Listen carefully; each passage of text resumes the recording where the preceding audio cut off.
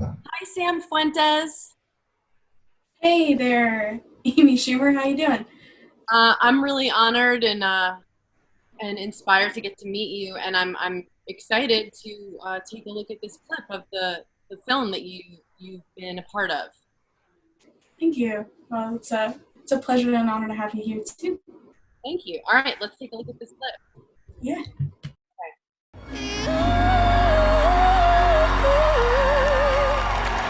I remember walking onto stage from the back.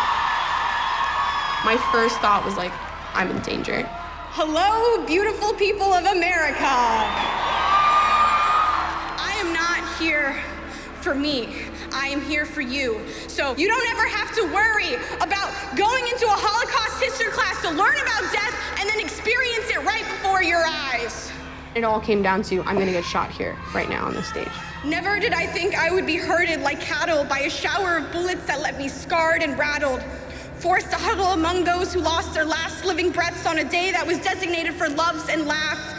The moment we speak up, we're scolded that we are not old enough. It is as if we need permission to ask our friends not to die.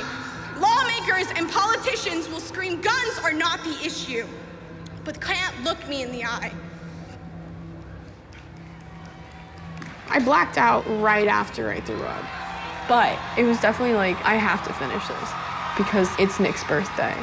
That's what I was thinking about. I just threw up on international television, and it feels great.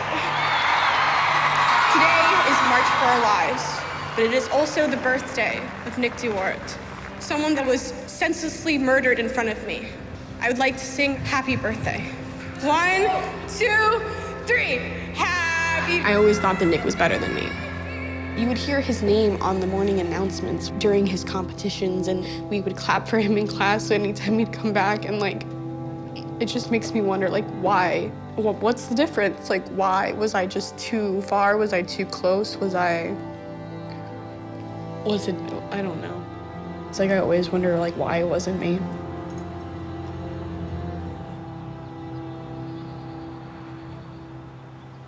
Um, I just have a rule in my life that whoever has shrapnel inside their body gets to talk first. So um, um, I was there that day, uh, and I remember seeing you and uh, just being blown away and being so inspired and just wanting to just follow your lead. And it's the March for Our Lives really for me was it was an awakening because it really felt like you guys were the ones we've been waiting for. Um, and I realized that day that it's just up to us to follow your lead. Um, and and I want to ask you first of all. I want to ask you about your friend Nick. What was Nick like, and what were you guys like in class together? oh man, Nick was always just a joy to be around. Always excited about anything. He made things fun and lighthearted. He was an incredible athlete. One of his big aspirations was to swim in the Olympics and represent the U.S. And he was always a really good role model for other students and always had very poignant, intelligent, but like clever things to say.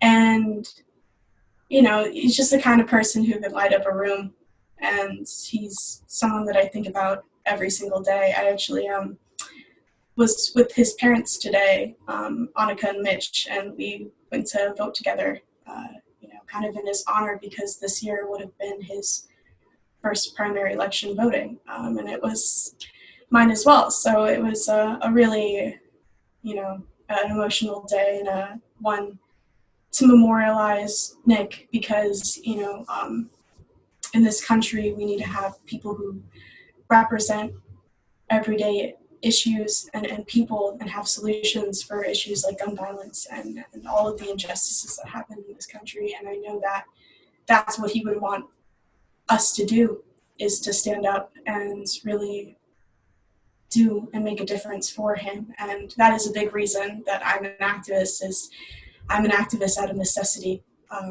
So I can honor those that I've lost. And the only thing that makes me feel better is, quite frankly, like working at it. And I know that's what Nick would wanted and what his parents want. And it's essentially like why I think everyone needs to be, civically and politically engaged, because for many people, like this election means their lives and their safety and their well-being.